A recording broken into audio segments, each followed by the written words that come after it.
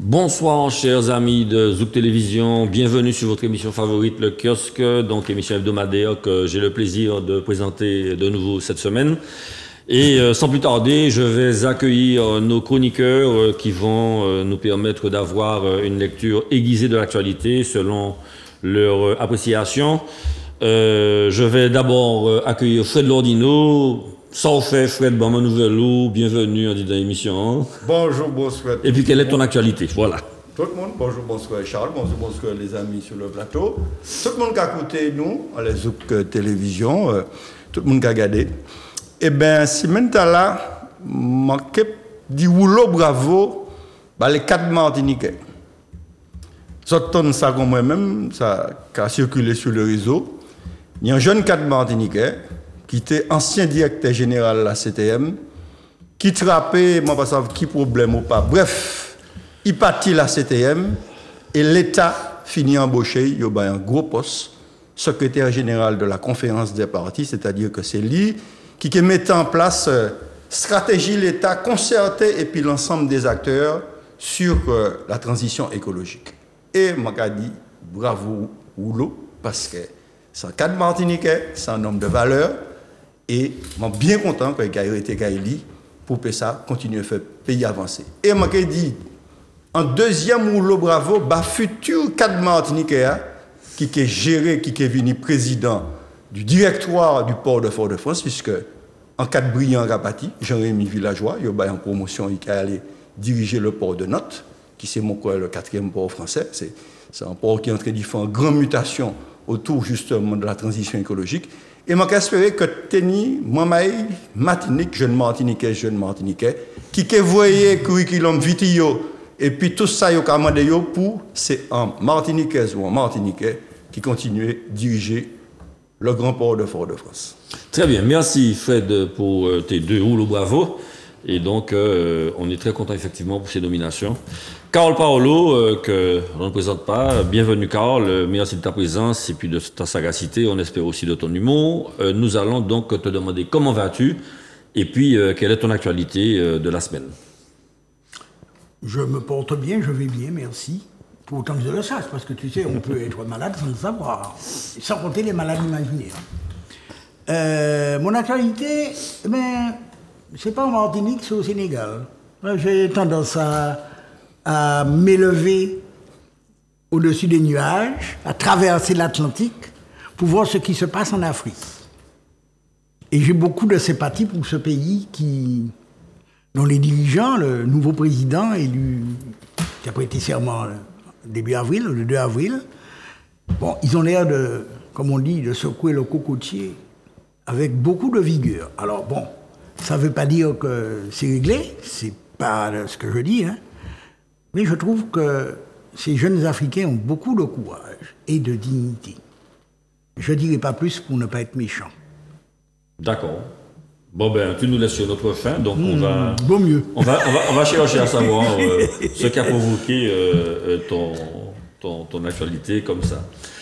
Daniel Chaumet, bonjour, merci d'être là. Et puis pareil, hein, comment vas-tu et quelle est ton actualité de la semaine?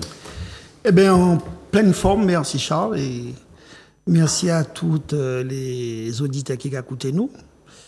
En fait, mon actualité, ça a été surtout le regard que j'ai porté sur les 2 derniers jours de plénière, et notamment la question du vote du budget.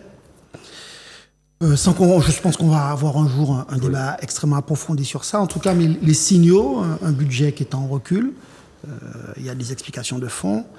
Mais ce que je retiens surtout, c'est la baisse fulgurante du niveau des investissements. D'accord ? Donc, à l'heure où nous disons qu'il faut que le territoire soit attractif, je pense que c'est un signal sur lequel il faut se pencher, se préoccuper, parce que on ne peut pas à la fois vouloir gagner en attractivité et avoir la collectivité majeure qui n'est pas la seule à apporter des investissements, hein, puisqu'il faut aussi que le privé fasse sa part de choses, mais c'est un signal qui est assez inquiétant, conjugué au départ de fonds européens. Tout cela, ce sont un certain nombre de questions qui, à mon avis, doivent ramener beaucoup de Martiniquais, des élus martiniquais, à imaginer des solutions pour demain. Donc c'était un peu ça mon regard. Alors sans doute que le budget de l'an dernier, Carl me reprendra, était un petit peu un budget d'affichage. et qu'on revient à des choses un peu plus réalistes. Mais encore une fois, de nombreux acteurs économiques s'alarment de la situation, notamment de la question des paiements, et qu'aujourd'hui, les messages qui sont portés ne sont pas rassurants.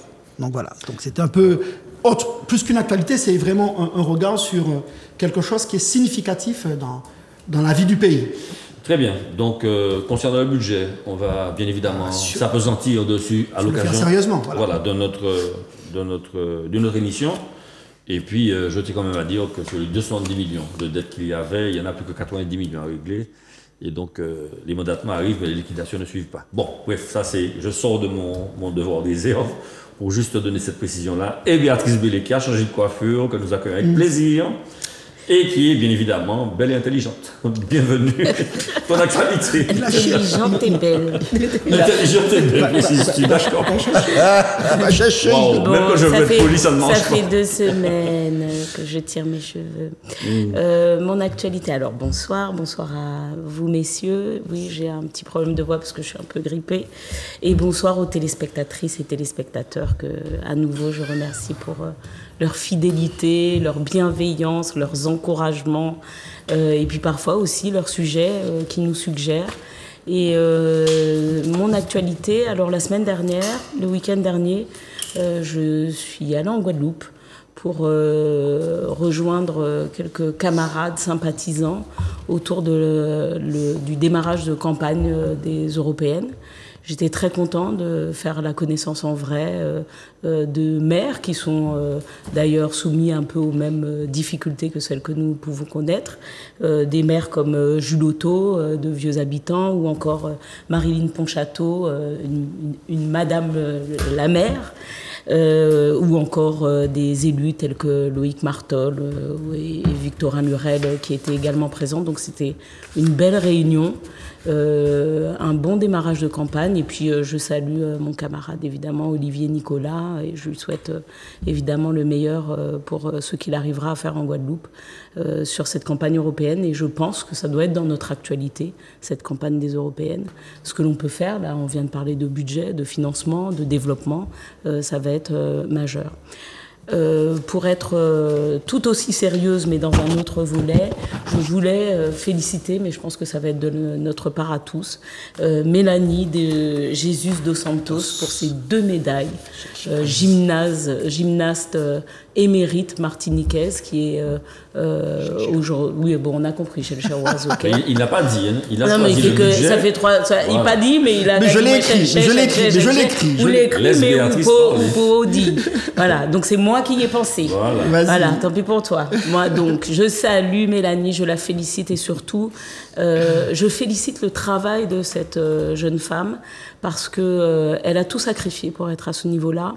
Et il faut répéter que souvent les réussites sont jalousées ou enviées, critiquées, mais elles sont, qu'elles soient professionnelles, entrepreneuriales ou sportives, elles sont souvent et essentiellement accompagnées d'efforts, de sacrifices et de travail. Voilà. Et donc c'est une jeune femme qui, malgré les coups durs, malgré les difficultés, a énormément travaillé, est partie aux États-Unis s'entraîner dans des conditions, vous imaginez, loin de sa famille, en ne maîtrisant pas obligatoirement la langue, en se réveillant à 6 heures du matin pour faire des 6 heures d'entraînement par jour, voilà. Et le résultat est là, il paye, elle gagne.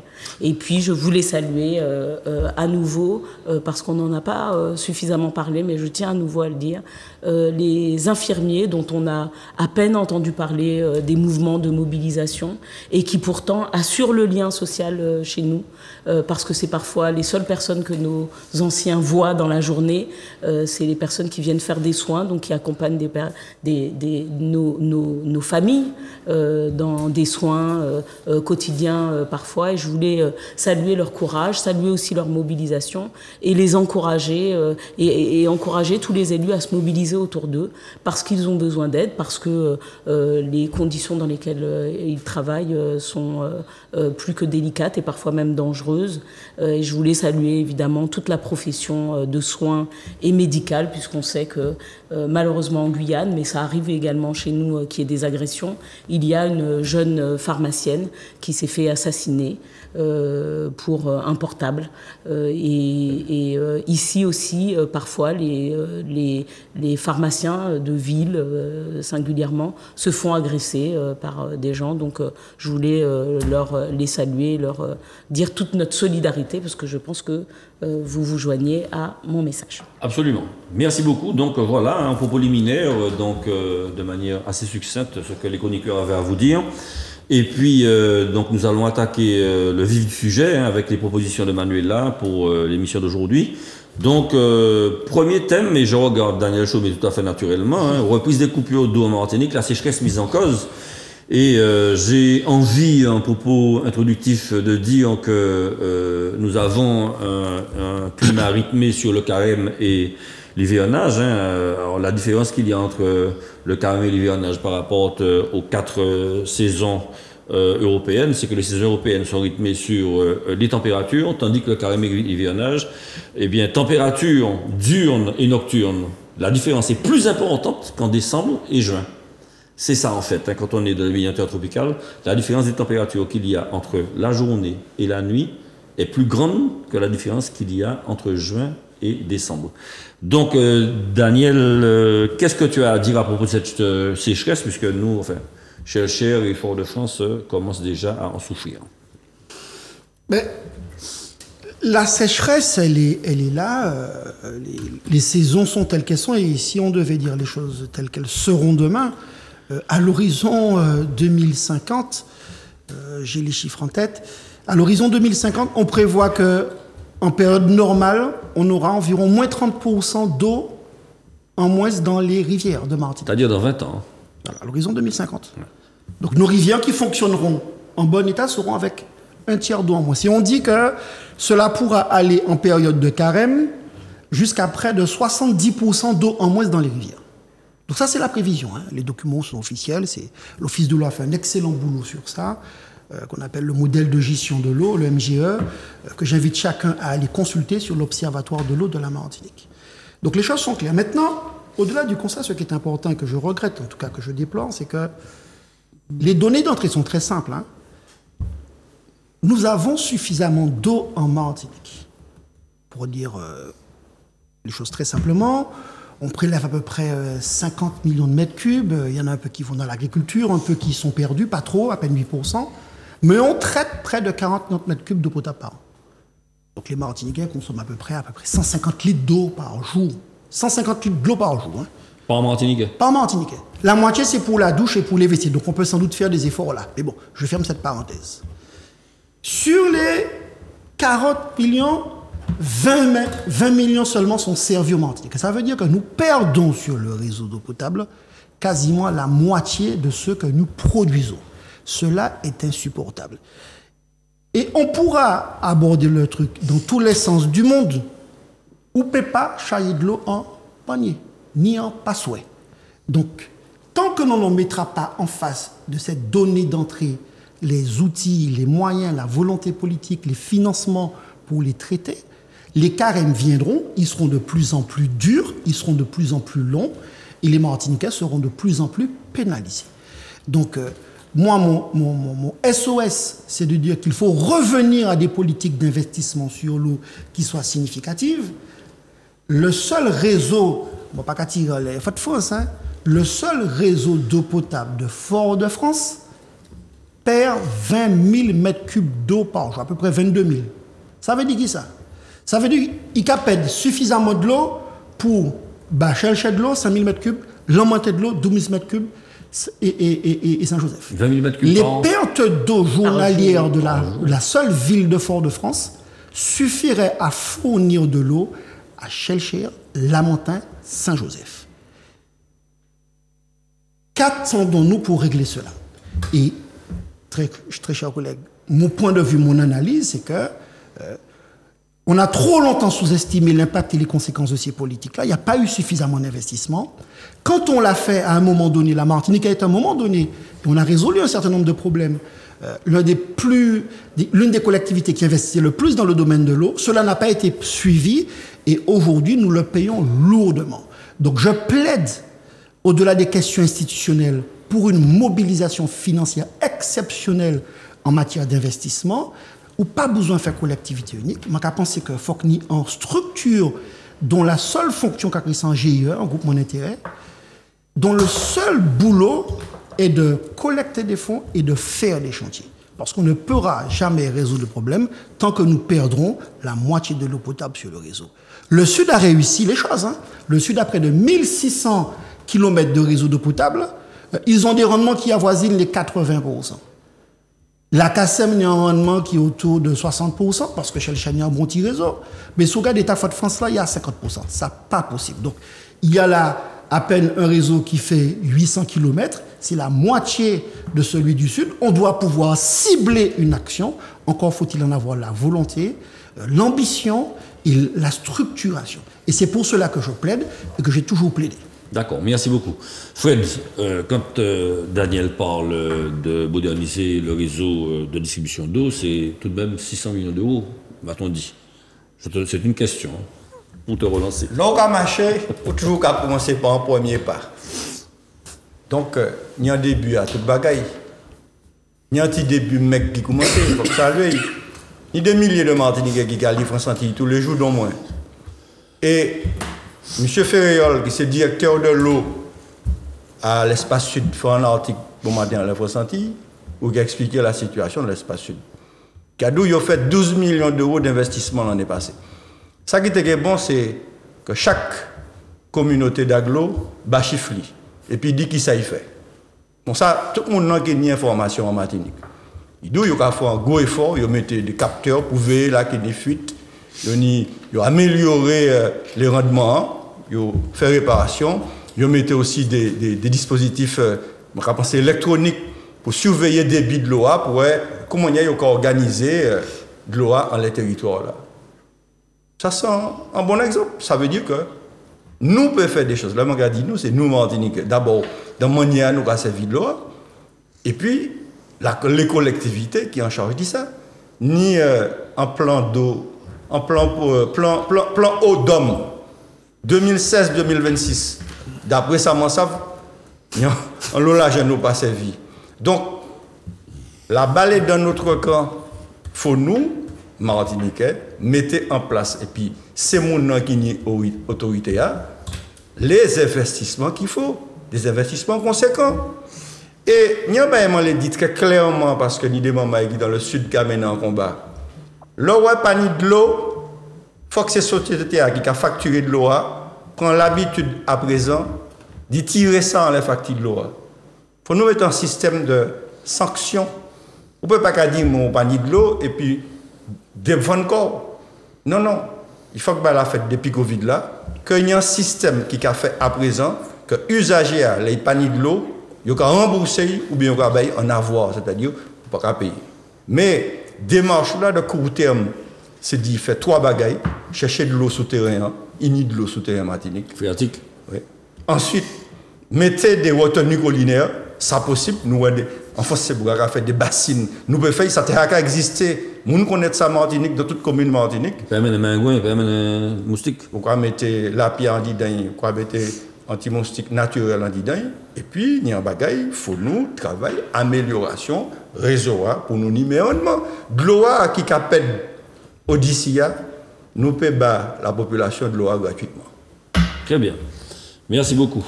Donc, Karl, j'ai envie de te taquiner, l'homme des chiffres.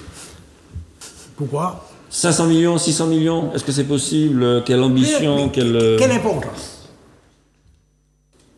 Quelle importance? Depuis 1983, où il y a la région Martinique, la décentralisation, je peux, à mon avis, en quelques heures, trouver les 500 millions qui ont été gaspillés dans des opérations boiteuses, foireuses, qui n'ont mené nulle part. Est-ce que vous voulez que j'en parle? Non, on n'a pas le temps, on n'a pas le temps. Je ne vais pas faire ça pour... Il y a des gens qui sont concernés, qui sont vivants, puis il y en a qui sont morts, paix à leur âme. Mon papa, il fait ça, mon papa, il bat exemple. Vaut mieux mon papa dit ça. Bon. On avait L'eau, c'est nous-mêmes. C'est pas personne d'autre, c'est pas préfet, c'est personne d'autre, c'est nous. Et c'est nous qui sommes responsables. Alors, ils ont déjà dit ce qu'il y avait à dire. Combien de fourrages qu'il y a en Martinique? À ma connaissance, il y en a un, c'était le syndicat, le SCCNO qui avait fait ça. Ils avaient même d'ailleurs plus d'eau que nécessaire pour la côte nord Caraïbes. Elle est trop perçue. Ils avaient plus d'eau que nécessaire. Mais ils ne pouvaient pas la donner à chercher. Parce qu'il n'y avait pas de moyens, ils n'étaient pas connectés. Bon. Pas les SCCNO encore, tout pour le Cap Nord. Mais c'est le seul forage qui n'y. Donc, ils peuvent faire forage dans le Caraïbes, ils ne peuvent pas faire de l'autre côté. Quant aux fuites, alors il y a un site, ça c'est pour aller en ligne. Ils ont créé ça 6PA. SISPEA. 6PA.com. En tout cas, les way. Déjà, il y a toutes les données sur l'eau de tous les réseaux par autorité organisatrice. Chaque communauté d'agglo. Le Nord, Kassem, le Sud. Très souvent, ça n'est pas rempli. C'est pas 6PA qui a fait là, c'est ces messieurs qui vous plaignent. C'est ça qui a fait le travail là, qui pour mettre ces bails-là, ces informations. Ils n'ont pas qu'à mettre. Tu parles de sur le site. L'accrémentation, oui, d'accord. Là, il faut donner, il faut remplir les données. Oui. Il y a des années qui manquent. Enfin, c'est un vrai bordel. C'est fait avec beaucoup de dilettantisme. On va dire ça comme ça. C'est un beau mot. Bon. Donc, chaque fois que je vais sur ce site, et ça m'arrive assez régulièrement, bon, c'est comme ça. Alors, mais si c'était que l'eau, mais il faut parler de l'assainissement. Dernièrement, il y a une émission sur une radio connue de Martinique, où quelqu'un de l'Office de l'eau parlait de l'assainissement. Il m'a dit, mais la station d'épuration de Port-Aléry, qui t'a dit à marcher depuis jour, il fait là 20 millions d'euros, 20 millions. Il m'a dit, vous êtes bien renseigné? Il m'a dit, bon, pas ça, mais il faut qu'à faire séance. Il dit, mais c'est bientôt. Bah, c'est quittant, bientôt. Mais ben là, depuis un moment. Combien de temps? Ah, écoute, c'est une station qui, à mon avis, elle est faite il y a au moins 10 ans. Je crois 10 ans. Ils l'ont déjà réparé une première fois sans qu'il marche. Et pour dire où? En belle bagaille. Il fait, il y a 2 étages, il y a un petit bâtiment, il y a 2 étages, il y a un ascenseur. C'est pour dire où? Enfin, 2 étages, 2 niveaux. Bon. Bref. Je vais prendre l'autre exemple, je vais finir, puis ça. Il y a le ramassage d'ordures du ménagère, il a dit faire une fêterie. Je vais faire ou dis-moi fêterie, je vais trier. Il a dit non, poubelle couvercle jaune. Plastique. Bon, pour mettre plastique et puis carton. Bon, je vais faire ça, il a dit moi. Je vais aller sur Internet, je vais regarder planning de collecte, je vais dire moi c'est jeudi bon matin. Bête, mais discipliné, je vais mettre poubelle, même quand on au soir. Jeudi bon matin, personne ne va venir chercher. 1 fois, 2 fois, 3 fois, 7 fois, 10 fois. Allô? Déjà pour arriver en monde, c'est en prouesse. Bon matin, on était tellement aiguille comme on me dit, je demande monsieur Fred Lordino, comment il est pour faire ni ces monde-là, parce que moi, Robert, mais lui, c'est mari. Donc, peut-être il est plus près bon Dieu qu'il moi. Bon, ça c'est pas mauvais. C'est bon numéro, vas-y.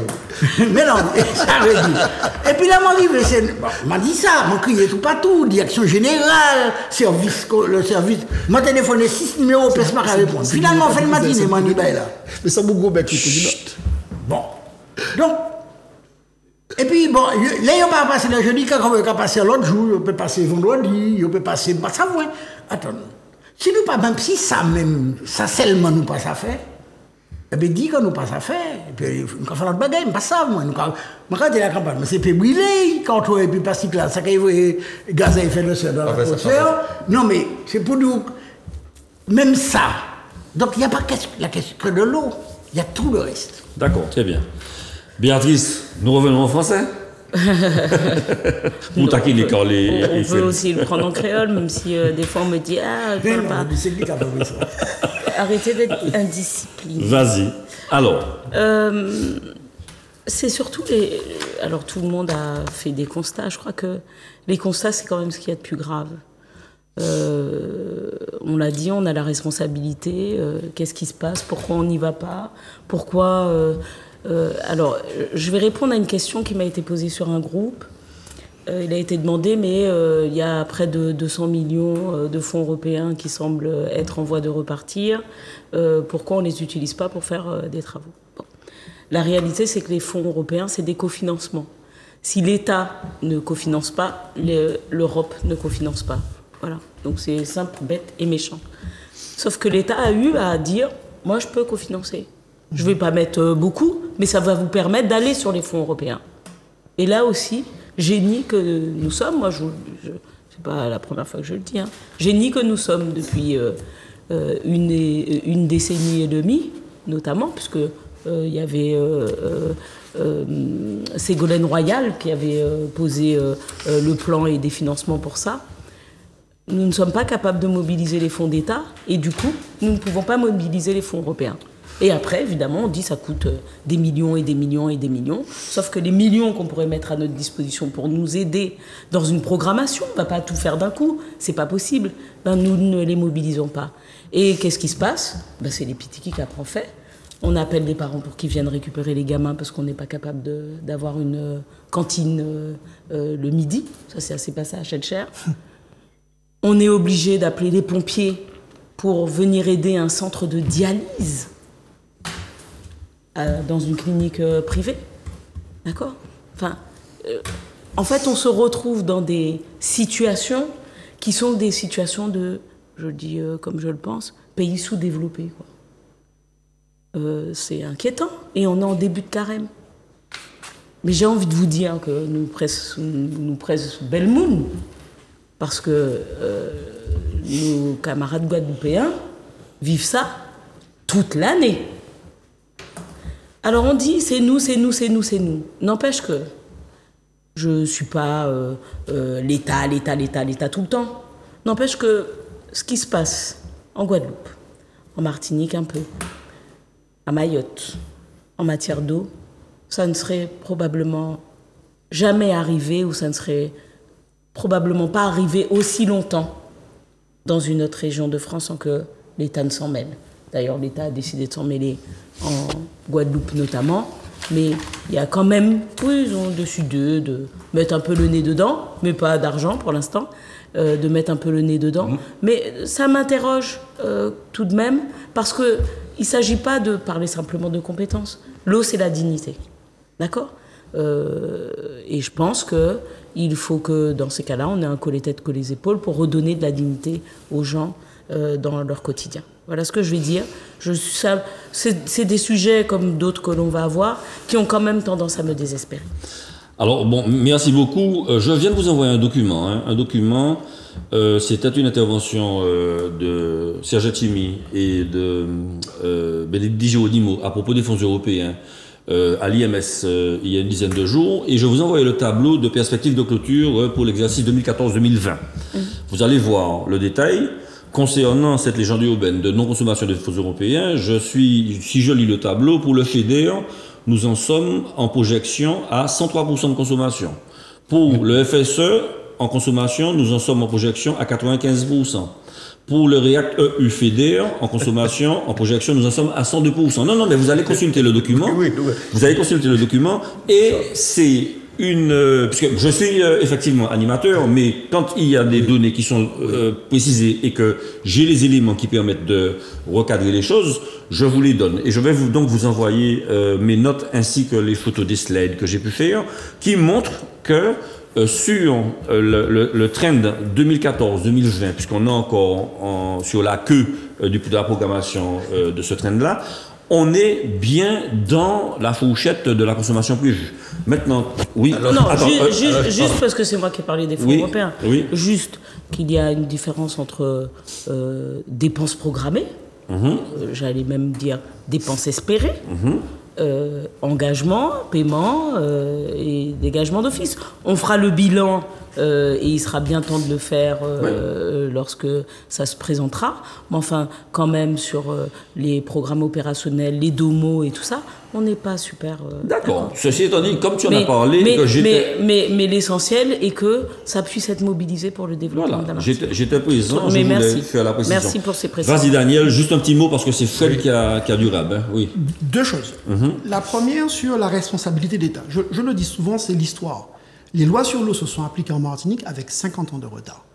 Ce qui fait que là où dans les grandes agences en France, sur les bassins, on a structuré les investissements, puisque tu abordes la question des montants, c'est vrai que c'est avec 50 ans qu'on a créé de retard en Outre-mer par décret l'Office de l'eau, et ce n'est qu'à partir de là qu'on a pu penser le projet eau Martinique, techniquement, financièrement et politiquement, à partir de 2002. D'accord ? Donc c'est une réalité. Mais cette réalité n'en évacue pas d'autres. Quand tu parlais de fonds européens, de mémoire, le précédent PO disait qu'il fallait, je crois, flécher 50 millions d'euros sur des réservoirs de têtes de réseau. C'est pour les couper de l'eau en l'eau ou périter Timointan. Il était programmé 12. Pas Nyon qui fait. Hein. Donc, moi, bien qu'à identifier responsabilité l'État historiquement, il m'a dit que justement, et c'est le combat que nous avons gagné à un moment donné, en disant, la France disait que l'eau potable n'était pas une priorité. Résultat des courses, les collectivités d'outre-mer de Martinique se retrouvaient à devoir payer des investissements. C'est très important cet aspect-là. Sans les cofinancements de l'État, donc l'Europe ne venait pas. On a gagné ce combat-là, Charles. Figure-toi que dans la foulée, parce qu'on a gagné ce combat-là, on a gagné aussi 120 millions d'euros sur l'eau potable, 120 millions d'euros sur l'assainissement. La majorité suivante qui est arrivée, je le dis à chaque fois que j'en ai l'occasion, c'est assise dessus.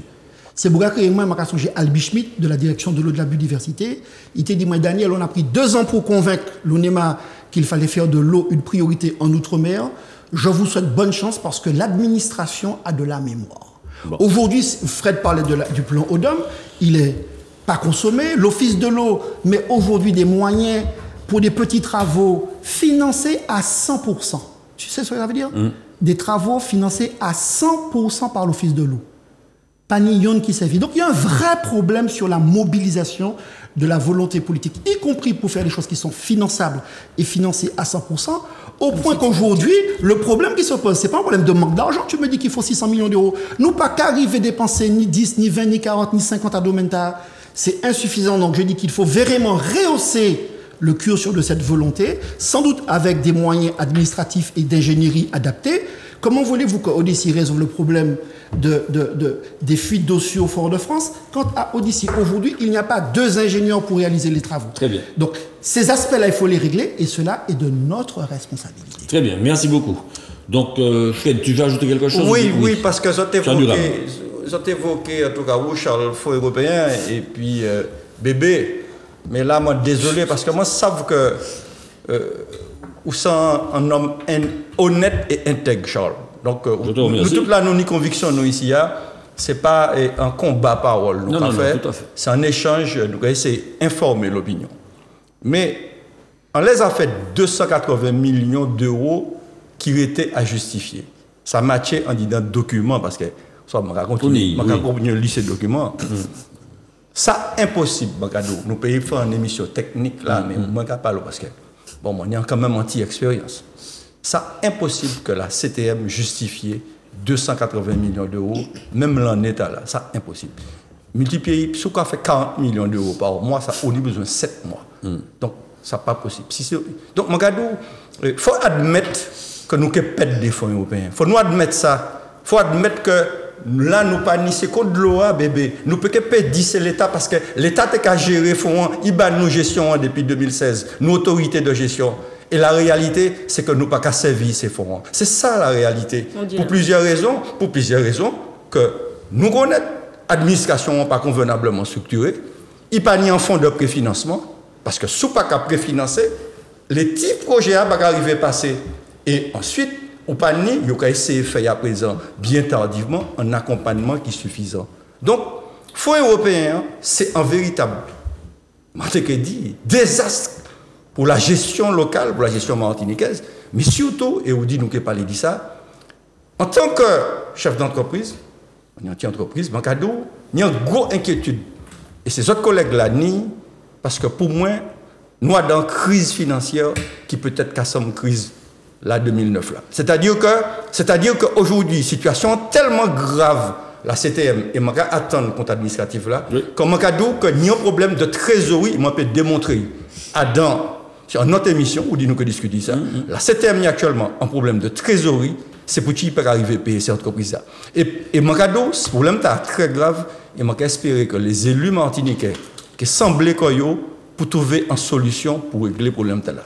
Voilà, alors tu as consommé beaucoup de temps. Carl, tu as 30 secondes, donc tu peux non, parler. Non, je voulais simplement rappeler qu'il y avait un rapport de la Chambre régionale des comptes sur l'ASM en 2015. Hein.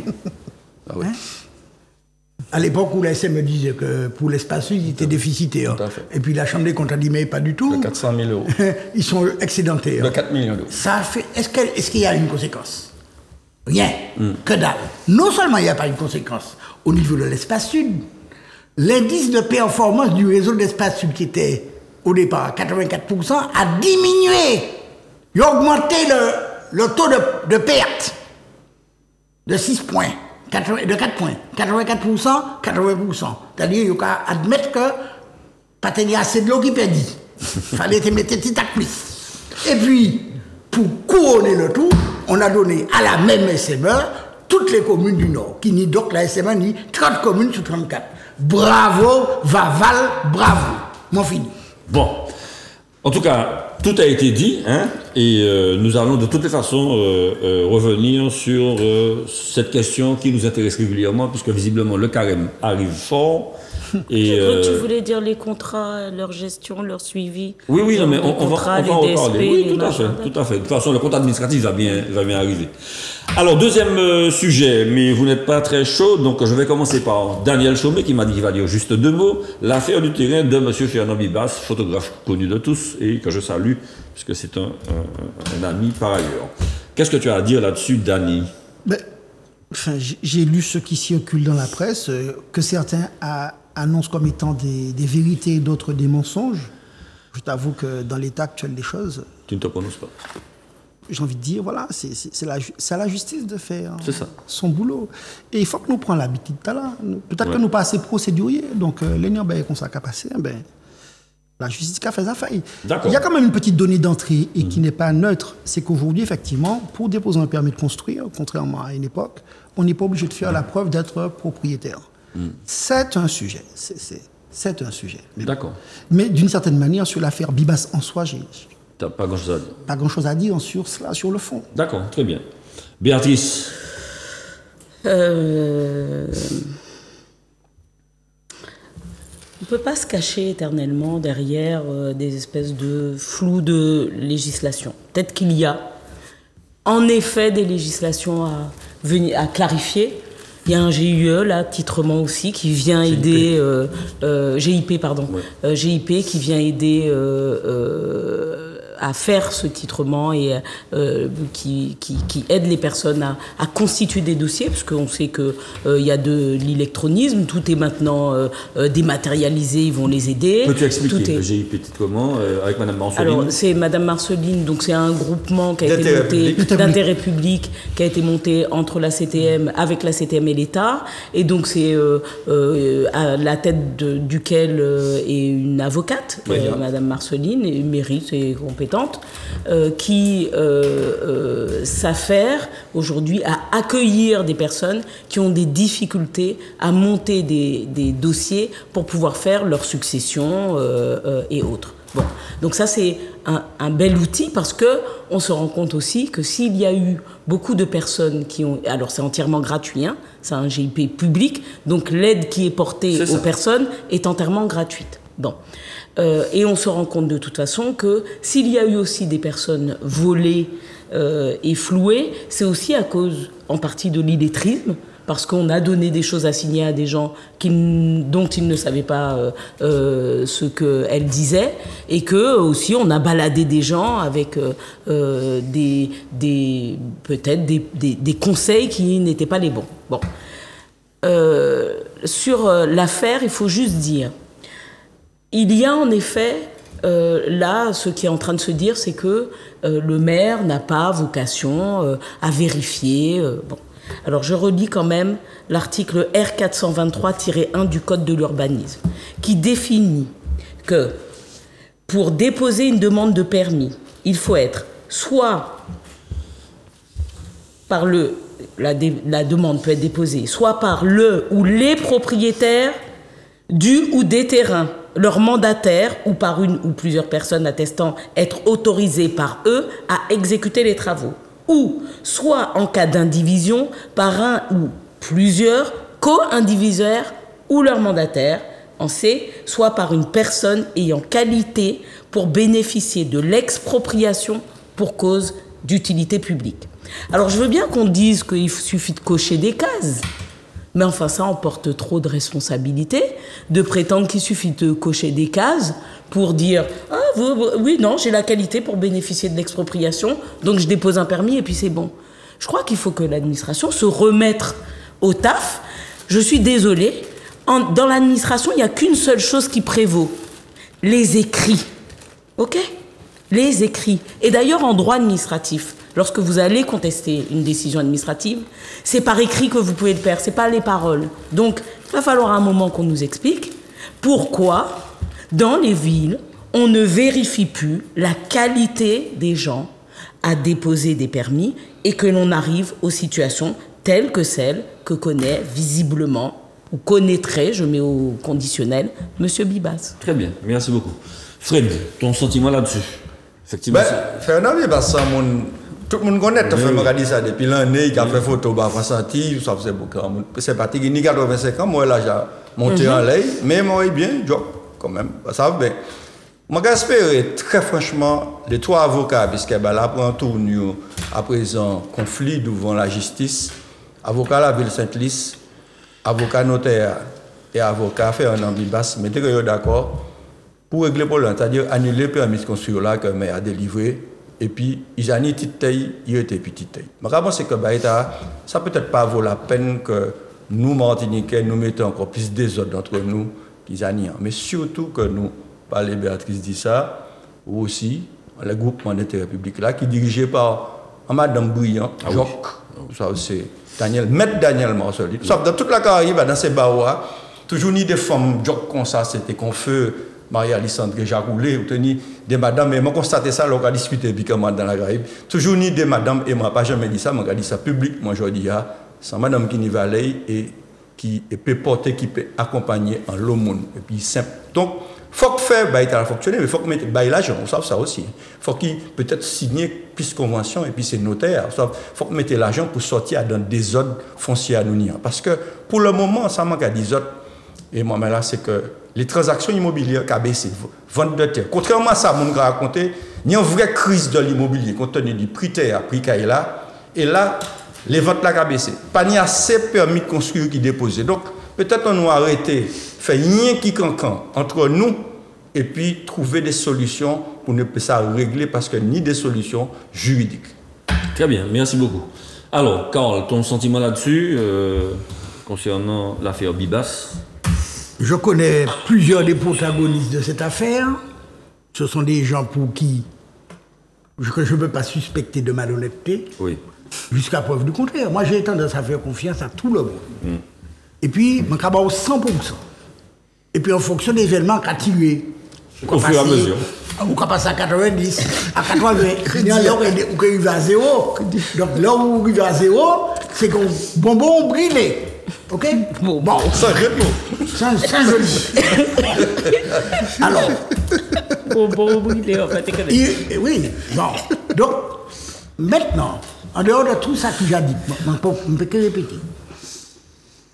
Si ces compatriotes, nous, les tenants d'essai, ils ont capoté mon neuf, ouvert succession, réglé, payer ça qu'il n'y a à payer, vendre un morceau de terre si vous n'avez pas de l'argent pour que vous payiez succession, ou des abattements pour les successions indirectes, c'est-à-dire parents, enfants.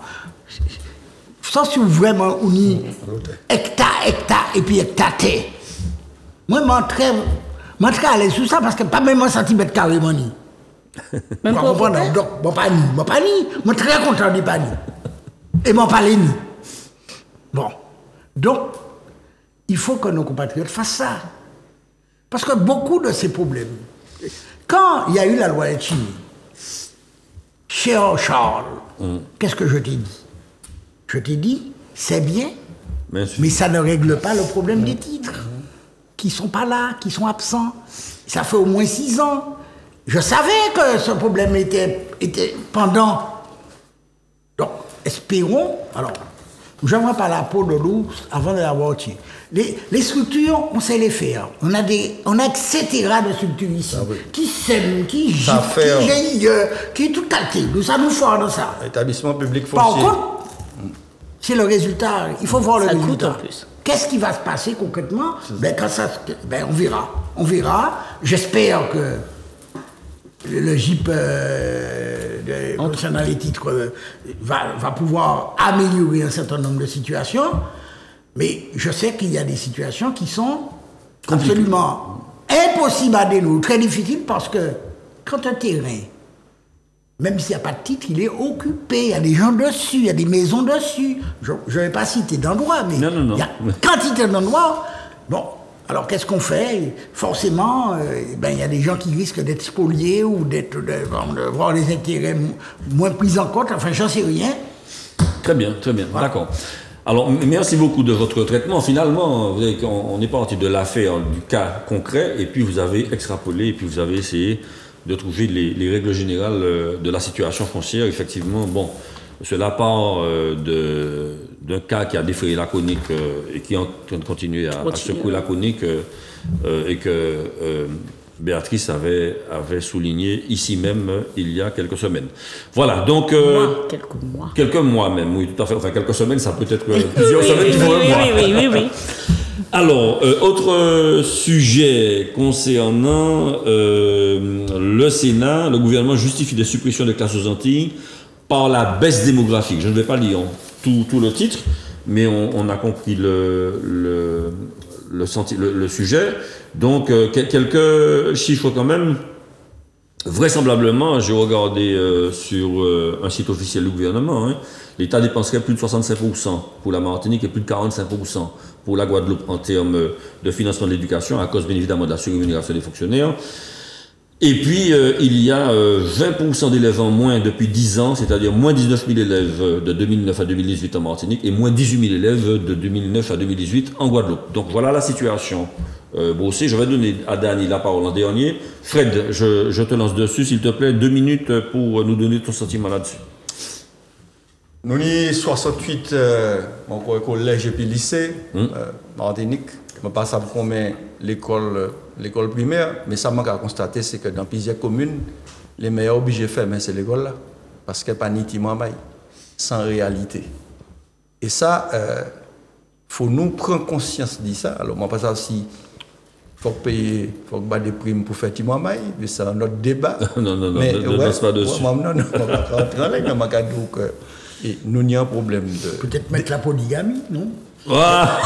C'est ça qui est Sénégal, vous avez parlé du Sénégal tout à l'heure. Oui.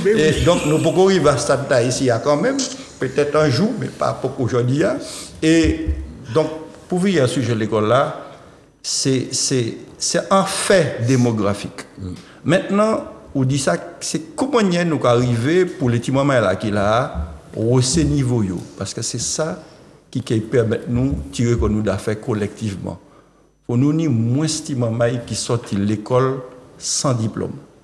Et pour moi, ce n'est pas simplement en question de moyens. C'est aussi en question sociétale. Il faut qu'on parle bâtiment maï ou pas quand il a dit là pour aller à l'école devant enseignant, c'est pas lui qui fait l'éducation échoue. Par exemple, il faut un encadrement en disant c'est commune non. Pour accompagner, il faut un système de restauration qui a agi pour que le repas pas trop cher. Même à l'époque, moi, je dit un chiffre, moi, je dit que nous pouvons battre 200 000 repas gratuits, nous, collectivité martiniquaise, pour les gens qui sont en difficulté. Ça possible, ça possible techniquement. Donc, il faut regarder là à plusieurs niveaux, ni niveau les enseignants qui doivent là, mais ni tout environnement pays. Parce que l'éducation, pour moi, c'est qu'on les enseignants, qu'on nous connaît illustres, c'est ça qui permet au pays à sortir dans difficulté à accueillir à présent, c'est-à-dire, ou soit bien c'est qui ça, c'est-à-dire que jeunes qui parti et puis vieux qui arrêté là, il n'y a pas qu'à travailler. Très bien. Béatrice, ton sentiment là-dessus? Toujours le même. Je crois, on ne mise pas, à beau dire, à beau faire, que ce soit l'État ou par ailleurs les collectivités, on ne mise pas assez sur l'école. On ne mise pas, on ne mise pas assez sur l'école. l'État ne mise pas sur l'école dans les Outre-mer. Ok ? La réalité, c'est qu'en 2016, les collectivités d'Outre-mer ont été inscrites à l'Atlas des risques sociaux, d'accord, pour l'échec scolaire, en matière d'échec scolaire dans les collectivités et dans les territoires d'Outre-mer. Et ils disent que l'échec scolaire doit être considéré comme une étape l'inscription doit être considérée comme une étape dans une meilleure prise en compte dans les travaux consacrés aux inégalités territoriales de réussite scolaire. Donc nous d'ayez, ok ? Et ça dit aussi, mais elle traduit aussi l'existence d'un non-intérêt pour la direction de la prospective et de la performance du ministère de l'Éducation nationale pour la connaissance des situations autres que celles de la France et de l'Hexagone. C'est-à-dire qu'on applique encore, et notre regretté Philippe l'aurait dit, on applique encore les mêmes solutions à des situations qui sont différentes. La différenciation. Nous ne sommes pas dans les mêmes situations. C'est une réalité. J'aime tellement ce mot. D'accord ? Nous ne sommes pas dans les mêmes situations. Il est important de se dire qu'il faut plus d'accompagnement. La pauvreté génère également un niveau d'éducation qui est moindre, un encadrement familial qui est moindre. Vous vous doutez bien que lorsque vous avez 30% de personnes pauvres, 40% de familles monoparentales, il va être compliqué pour la maman, seule, avec 2 ou 3 enfants, de s'occuper de la scolarité, d'encadrer. Ce qui veut dire que la société doit miser plus sur l'encadrement, Fred l'a dit, sur l'encadrement également de ces jeunes. Et ça doit se faire très tôt. Les moyens, moi, en toute sincérité, je suis stupéfaite de l'état des écoles. Je reçois régulièrement de la part d'une enseignante que je salue des photos d'école. Mais c'est indigne. C'est indigne l'état dans lequel nous avons des écoles encore en Martinique. C'est indigne. Il faut qu'on s'occupe de ça. Si c'est sérieux, si on le prend au sérieux, si la jeunesse, on la considère comme étant l'avenir de la Martinique, si les enfants sont l'avenir de ce pays, mettons-y le prix. Très bien. Merci beaucoup. Carl, donc, est-ce que c'est vrai que les petites têtes hexagonales, ce sont de futurs ingénieurs, tandis que les petites têtes martiniquaises... Je te signale que les ingénieurs, nous formons des gens qui sont très bon niveau, ils ne restent pas ici, ils foutent le camp là-bas. Parce que le tissu économique, 9 fois sur 10, n'est pas en mesure de les payer. Sauf si des collectivités locales qui sont dorées sur tranche, grâce à nos impôts. D'accord ? Bon, donc, moi je n'aime pas l'approche, je ne partage pas votre approche. Parce que si on prend chaque secteur de la société martiniquaise, qu'on découpe comme un saucisson, pour chaque tranche, oui, il faut des moyens. Oui, il faut des moyens. Oui, il faut des moyens. Mais le problème, c'est que la société martiniquaise, c'est pas un saucisson. C'est un tout. Or, le tout, ça doit faire l'objet d'une planification. Et il se trouve qu'en matière de formation et d'éducation, il y a un document de planification. Où est-il ? Il devrait. Où est-il ? Alors, c'est valable pour l'actuelle mandature qu'on s'acquittait là avant. Un but partout, la balle au centre. Moi, pas qu'à dire, je n'attaque personne. Ce document n'existe pas. Comment va-t-on piloter le système éducatif sans ce fameux contrat de plan territorial de développement de la formation professionnelle de l'orientation? Il doit être fait, il doit être dû déjà être produit. Il n'existe pas. Donc, quand tu ne te donnes pas les moyens de décider, parce que tu n'as pas réfléchi, eh bien, tu es soumis à toutes sortes d'alertes. Donc, tu vas éteindre le feu. Mais quand tu éteins le feu à droite, il y a le feu qui commence à gauche. Et puis quand tu éteins le feu à gauche, il y a le feu qui commence derrière toi. Et puis il y a des moments où tu ne peux pas éteindre tous les feux en même temps. Donc vous pouvez pas brûler. Eh bien, alors ça nous y est. Parce que nous ne voulons pas. C'est comme pour nous. On parle de l'enseignement, là. Oui, nous ne voulons pas nous donner, prendre le temps. Mais le temps, on l'avait. De réfléchir pour savoir qu'est-ce qu'on fait. D'avoir une vision à moyen terme, à 5 ans. Le rectorat pilote le système éducatif à l'année. Le recteur, il a pour 3 ans. Lorsqu'elle arrive ou lorsqu'il arrive, le temps qu'elle sache ou qu'il sache là où il est, un an est passé. Et l'année suivante, il savait qu'il est parti. Donc il a préparé des bords. Donc il pilote la rentrée. La collectivité ne pilote pas la rentrée. Et puis le recteur n'a pas donné des comptes à la population. Les élus rendent des comptes à la population. Ils devraient s'en souvenir. Très bien. Et bien s'ils ne le font pas, donc encore une fois, nous sommes fautifs collectivement. Pas qu'à me tirer comme Adam. Nous, collectivement, fautifs parce que nous pas qu'à faire ça, nous n'y pouvons faire. Et nous savons. Daniel, on parlait de l'éducation et donc on recentre un petit peu le débat pour parler du problème scolaire, puisque Karl a parlé de la formation professionnelle. Quand je suis arrivé au lycée Bellevue en 1997, ça commence à faire un certain temps, il y avait 21 secondes. 21 secondes. Aujourd'hui, il y en a à peine 11. Donc, le problème démographique, il est devant nous et objectivement, il doit amener à des ajustements arithmétiques. Mais comme le disait Béatrice, ou comme le dit Karl, on ne peut pas déconnecter, on va dire, la réalité de ce que sont nos enfants et leurs réussites et parfois leurs difficultés du contexte.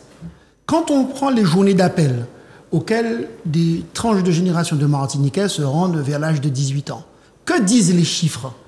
Ils disent qu'en Martinique, près de 28% des jeunes sont en difficulté de lecture et d'écriture.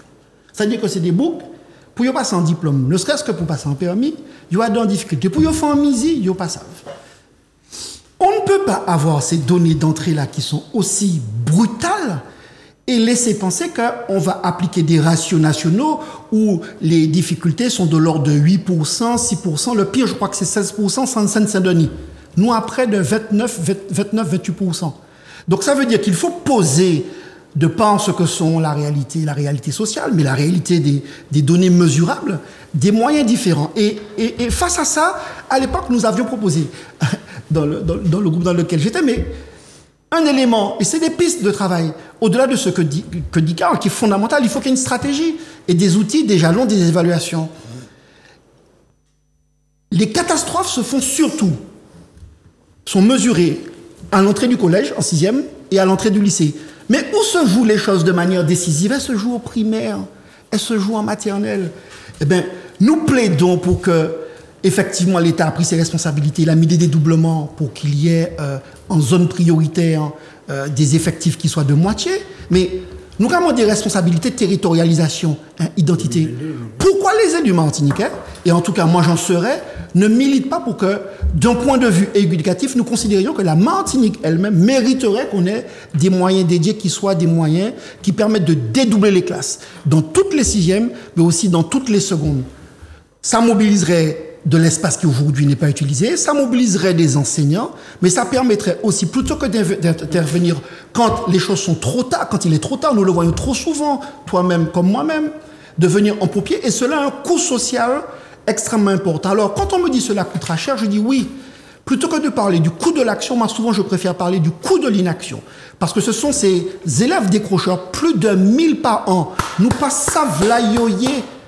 Il y en a 14 000 aujourd'hui. D'accord. Nous pas savent la yoyer. Chaque année nous capèdent, et nous pas qu'arriver à mettre en imagination pour sauver nous, dit ben voilà, et tout le monde le sait, quand on a, au lieu d'avoir 27, 28 élèves, j'en ai 15, j'en ai 14, avec des moyens qui font que je sorte de, j'ai envie de dire, de la caricature. Je suis prof, hein, donc aucun collègue ne verra en moi un propos péjoratif, mais il faut sortir quand même du prof avec son bureau, sa craie et son tableau. Il faut que notre école soit connectée avec son temps. Aujourd'hui, je me pose la question, j'ai 55 ans.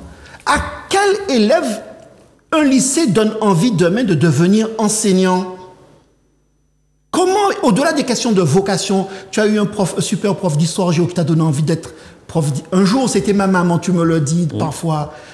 Moi, ça a été Monsieur Vara, ça a été Christian Cyril, c'est des gens qui ont été remarquables. Mais aujourd'hui, les conditions dans lesquelles on se trouve sont impossibles. Il y a quand même de connecter, mais on est en connexion en fois sur deux. Donc, tout cela participe de ce qu'aujourd'hui, l'école et le système reproduisent les inégalités. Et je pense que vis-à-vis de ça, les élus martiniquais pourraient avoir une position commune et solidaire pour que nous ayons des moyens dédiés à la hauteur de l'urgence, pour qu'on ne considère pas normal qu'un enfant sur 3 en Martinique peut échouer. cela est inacceptable. Voilà. D'accord, très bien. Alors, je veux quand même rendre un petit hommage à M. Alaric, qui était IPR de mathématiques, et effectivement qui a parlait d'humanité créole. Le premier parlait d'humanité créole de manière à permettre aux élèves d'étudier leur univers avant de s'intéresser à ceux des autres, et en cela, nous allons dans le même sens. Merci en tout cas pour vos précisions. Autre thème proposé par Manuela, donc alors, grâce à la hausse de 300 millions d'euros prévue par la loi de finances, 94% des communes en Martinique, j'ai pas compté combien, je pense 32 alors, des communes en Martinique connaissent une stabilité ou une progression de leur dotation 2024 par rapport à 2023. Et je vais regarder... Ah ben oui, Fred. L'État oublie qu'il y a une inflation qui est passée par là, il oublie qu'il y a eu 10% d'inflation en 3 ans. Donc, c'était peut-être mérité, ce maintien des dotations. Vas-y, Fred. 2 minutes. Pour ça, l'État cadeau. Non, mais je ris pas. L'État cadeau. On a tout pouvoir où on peut mettre créole langue officielle. On peut mettre drapeau. On peut mettre hymne. Mais celle là, on va dépenser l'argent. Parce que pour le moment, ce n'est pas le cas.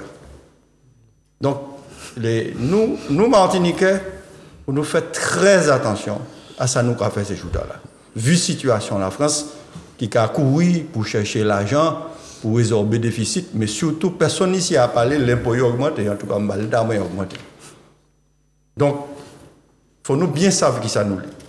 Il sortit de France du 9 avril, mais dotation, et moi, je suis content que ça sorti parce que puis des universités martiniquais nous avons fait un petit travail, sans faire bruit, sur l'évolution des dotations martiniques. Contrairement à ce qu'on a affiché, il ne va pas baisser. Et en France, ces autres collectivités, il y a gardé les collectivités d'outre-mer là pour dire, pour qui ces autres cabales, messieurs, tout ça l'argent. Donc, il faut nous bien savoir, même s'il y a des règles de calcul, nous ne pas entrer dans le détail ici, qui est assez compliqué, qui a fait que l'État toujours dit la tentation d'y rogner en l'eau. Mais lorsqu'on regarde les chiffres là, réellement, qu'il y a là, vous voyez ça, et je dis pour tout le monde qui a le budget, qui a les comptes administratifs, au début de ces comptes-là, il y a une page qui dit 11 indicateurs financiers. C'est la première page où je regarde ces documents budgétaires-là. Il y a 11 indicateurs financiers pour regarder. Donc, l'État qui a nous l'argent. La question, c'est, je vais répéter, qui ça nous dit comme stratégie? Soit nous pas de documents de planification, soit nous avons voté en plan de relance, là, je dis nous, c'est nous Martiniquais, je ne pas élu, Charles, ça vous voter, mais c'est un bail personnel, sauf ça très bien. Je n'ai pas de souci. Donc, en février 2022, il y a un plan de relance qui votait, 2022-2024. Et en avril 2024, budget d'investissement collectivité a diminué de 225 millions d'euros. Et je vais parce que ces chiffres-là sont accessibles à tout le monde. Lorsque vous des chiffres-là, je vais à la page du rapport, la page 208 sur 879. Vous regardez ça, c'est documents comptables sur les dépenses de fonctionnement. Il y a un problème. Donc, je dis, en nous mettez nous ensemble, en nous mutualiser, surtout quand nous avons passé la CTM, qu'il y a à la fin de l'année 997 milliards d'euros. Non, millions. Millions. Ah ouais, milliards. Oui, milliards, oui. En fait, le milliard de dettes, c'est ça. L'ordre de grandeur. On a les 10 milliards là. Mais, on y a l'argent pour sortir avant de faire rien. On y a près de 105 millions d'euros pour payer le capital remboursé d'être là et puis intérêt. Donc, nous, il y a un effort de gestion à faire pour voir comment nous rationaliser l'action collectivité et comment surtout là, vous regardez ces chiffres là aussi, comment nous utiliser l'ensemble de ces fonds qui est à disposition de nous dans le contrat de convergence et dans les fonds européens. Merci beaucoup. Carl, c'était 2 minutes, mais comme il a pris 3, tu en as 3. Et on essaie de rester sur les communes, s'il te plaît.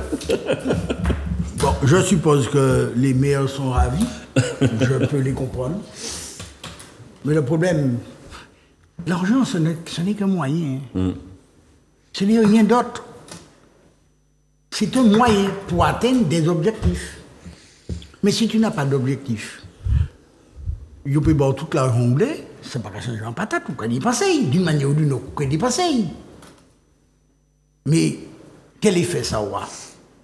À court terme, à moyen terme, à long terme. si on a... C'est ça le problème. Alors, c'est sans doute une bonne chose pour les communes qui vont bénéficier de cet argent. Et c'est vrai que, contrairement à ce qu'on raconte, rapporté au nombre d'habitants, ça augmente. Bon. La population diminue. Bien. Donc, la situation n'est pas aussi dramatique que certains le disent. Mais peu importe, je ne vais pas rentrer dans ce débat-là. Ce que je dis, c'est que on en fait quoi de ce supplément-là? Parce que si on fait des dépenses de fonctionnement supplémentaires et qu'on recrute des parents amis alliés, tu m'excuseras, mais bon, je ne sais pas si ça a un effet. Je ne suis pas concerné. Non, mais bien entendu, moi non plus. Bon.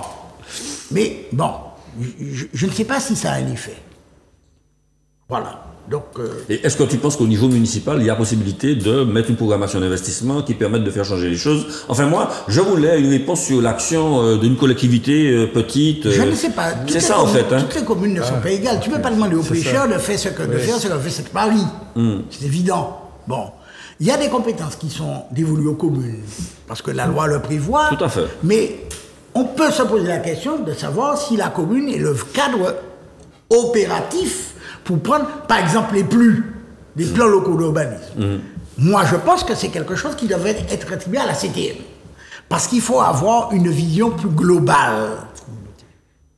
Ou en tout cas, au moins aux communautés d'agglomération. Mais à condition que les communautés d'agglomération soient élues dans un scrutin direct, différent de celui qui est là. Parce que ce qui se passe là n'est pas acceptable. On se moque du monde. En tout cas, on se moque de ma tête. J'ai jamais aimé ça. D'accord. Mais ce n'est pas le cas.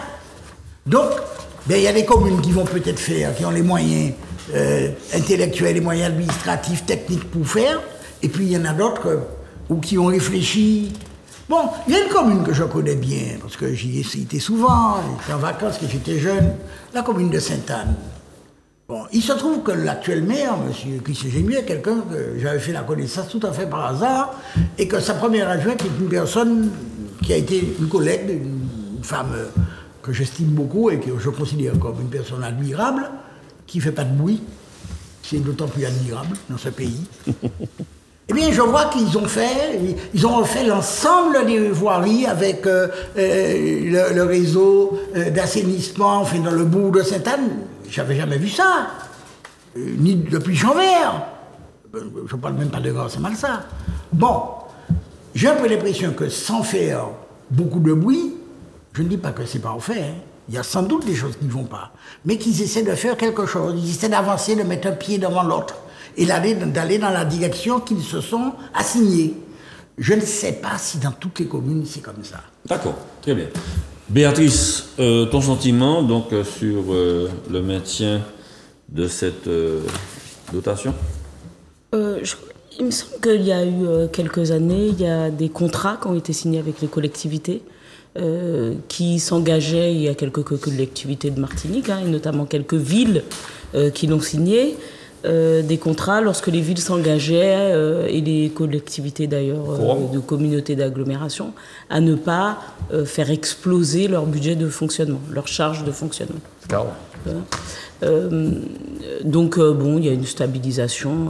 En toute sincérité, encore une fois, je le dis, que l'on ne veuille pas regarder la situation très particulière et qu'on traite de la même façon des collectivités qui, quand elles font des investissements, ont aussi un coût qui est plus important. Il n'y a pas que pour nous, il n'y a pas que pour les particuliers que c'est plus cher de bâtir, de construire, d'acheter. Mais tout a décuplé. Et en plus, s'ajoute parfois, et d'autres l'ont dit avant moi, cette propension que nous avons à faire en sorte que le fonctionnement coûte plus cher que le service public lui-même. Il y a un moment où il faut qu'on s'interroge sur l'efficacité de nos politiques publiques. Si on a plus d'argent, ou autant d'argent, faut qu'on arrive à faire mieux avec ce qu'on a, ça c'est une réalité. Et c'est pas nous faire ombrage ou nous faire insulte que de nous dire qu'il faut qu'on arrive à faire mieux. Tu peux dire combien le fonctionnement par rapport à l'investissement? 70%? Ça dépend des collectivités. Il y en a qui sont plus vertueuses que d'autres. Mais on va dire qu'une bonne un bon élève... 50-50. 50-50. Ouais. 50% de charge de fonctionnement, 50% de charge d'investissement. Bon élève, très bon élève. Bon. Un élève qui commence à être moyen, on va dire que c'est à partir de au-delà de 60% de charges de fonctionnement, voire 70%. Et puis, voilà. Bon, en gros, quand le personnel, les bâtiments, les voitures, les ceci, les cela te coûtent plus cher que le service public que tu mets en œuvre, bon, bah, c'est que tu as un souci. Or, c'est fréquent chez nous, quand même. Et il est encore plus fréquent chez nous que lorsque l'on décide de rassembler, ça nous coûte encore plus cher que lorsque c'était séparé. Même sur ça, il va falloir qu'on s'interroge. Tu parles de la voirie, par exemple ? Je parle de la voirie, je parle de l'assainissement, je parle de l'eau, et je parle même des collectivités, en fait. À chaque fois qu'on a dit, tenez, on se met tous ensemble, on est passé de quoi ? 4000 salariés en tout, conseil général plus conseil régional, à 6000. On a 2000 de plus, on a dit que c'est pour faire des économies. Donc, y compris les satellites. Mais j'ai compté 4000 avec les satellites. N'empêche que en 6-7 ans, enfin, à partir du moment d'ailleurs où on a annoncé qu'on allait mettre en place une collectivité, que ça soit du côté de la région, que ce soit du côté du département, il y a recruté. Bon, donc, mais quelle est la qualité de service public qui va derrière ? Tout ça pour dire que je suis bien contente. Maintenant, moi, quand je soustrais les 200 millions minimum que je compte pour notre continuité territoriale, il reste 120 millions éventuellement d'augmentation. Moi, j'aimerais bien qu'on obtienne des choses qui viennent servir définitivement et de façon quotidienne la vie des gens. Voilà. Et j'espère que parce que moi, par exemple, aujourd'hui, je vous le dis, après avoir payé 300 € pour partir en Guadeloupe, et en regardant que si je veux partir la semaine prochaine pour un autre événement, ça va coûter 1400 €. Ok, en écho, je me sens ici assignée à résidence, prisonnière aujourd'hui de la Martinique. Et je pense que je ne suis pas la seule. Et si je suis humainement prisonnière de la Martinique, je pense qu'on est économiquement aussi prisonnier aujourd'hui de notre insularité. Très bien, merci. Alors Dany, je sais que c'est une question qui te tient à cœur, on connaît ton engagement dans la municipalité chelchéoise, et donc qu'est-ce que tu en penses ? Et puis je souhaiterais que tu donnes un petit peu de, j'ai envie de dire, de vie à ton propos, puisque tu es dans le conseil municipal. Tu auras remarqué que je ne suis pas un élu de la majorité. Mais non, mais au contraire, tu peux témoigner. Ceci dit, j'ai le mérite, et ça a été notre position dans notre groupe, de dire que le temps des élections étant terminé, notre groupe n'était pas un groupe d'opposition, mais une force de proposition libre, et que nous souhaiterions participer au succès du projet municipal. C'était ça notre ligne de conduite, et c'était ma ligne de conduite aussi à la CACEM. Et d'ailleurs, quand j'y siège, personne ne pourrait dire que je suis un opposant je suis considéré comme un élu de Chelchéan à côté de mes amis. Et c'est comme ça peut-être que l'on peut apprendre à faire progresser la démocratie. Alors oui, c'est une bonne nouvelle. Alors, Bébé a été dans une autre vie directrice du personnel de la ville de Chelchéan. Et elle se rappelle de ce qu'était la commande politique et des centaines de salariés qu'il y avait à la ville. Non, pas du tout, pas centaines. Combien c'était 800? Enfin, c'est 10 centaines. 10 centaines, c'était près de 1000 agents. Et effectivement, là, on avait des coefficients de rigidité, c'est ça, hein, qui faisaient que la ville était obligée de vendre les bijoux de famille pour pouvoir venir renflouer les coûts, en tout cas les coûts exorbitants de son fonctionnement municipal. Mais bon, je ne suis pas là pour tirer sur les copains du passé, c'est pas ça le sujet. Mais c'est vrai qu'il est important que, quand on dit que la collectivité retrouve des moyens financiers, elle retrouve, c'est son dada, elle retrouve de l'autofinancement, donc de la capacité d'investissement. Parce que c'est un peu ça le sujet, hein, quand on parle de développement. Nos mairies traditionnellement ont pour beaucoup de raisons joué l'ascenseur, la soupape sociale, hein. On appelle ça le socialisme municipal, hein, très cher à nos amis de Foyal. Mais ça trouve aussi des limites objectives, notamment dans le domaine de l'eau, où quand on devrait avoir un agent pour l'eau potable et un agent sur l'assainissement pour 1000, on va dire, usagers, on en a quasiment le double en Martinique. Donc, et nous finissons par le payer. Donc, il est bon qu'on retrouve des bons équilibres entre ce que sont le niveau des moyens affectés au fonctionnement et les moyens affectés à l'investissement. On a eu un débat la dernière fois sur l'octroi de mer. On disait que sur l'octroi de mer qui est versé aux communes, il y a à peine 5% qui sert l'investissement. D'accord ?